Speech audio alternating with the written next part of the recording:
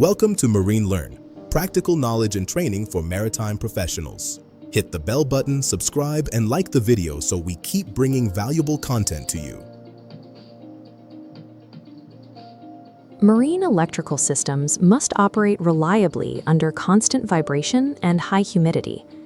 When a heavy-duty motor or pump needs to be toggled, an engineer uses a relay to isolate the control signal from the high amperage load.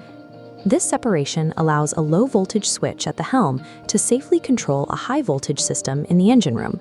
The relay acts as the physical bridge between these two distinct circuits. This diagram shows the configuration for an 8-pin relay base. Map the terminals to their internal functions. Terminals 1 and 2 are the coil circuit, A1 and A2. They power an electromagnet.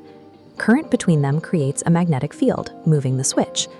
Without power to these specific pins, the relay remains inactive. This means the heavier load circuit cannot be toggled until this low-voltage control path is correctly established. In this configuration, pin 1 serves as the common terminal. It provides the input power that the relay will distribute to either the default or the activated circuit. When the relay is de-energized, the internal switch is at rest.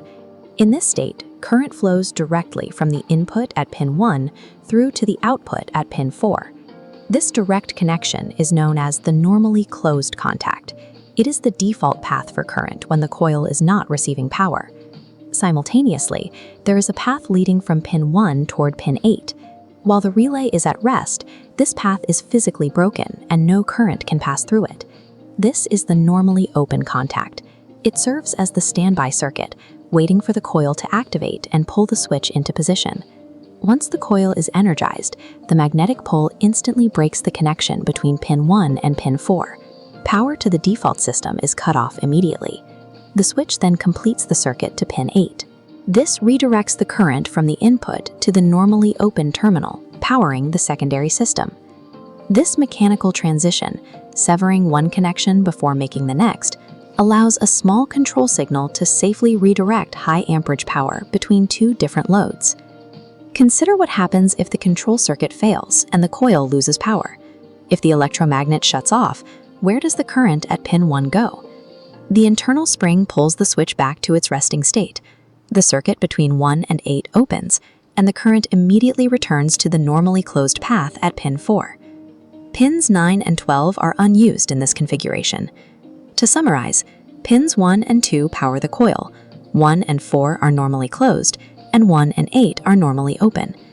Verify internal contacts by checking continuity between pin 1 and 8 while energized. Identifying these pinouts on the relay base is a prerequisite for reading more complex shipboard wiring diagrams. Understanding how this single component operates is the first step toward accurately diagnosing broader electrical issues.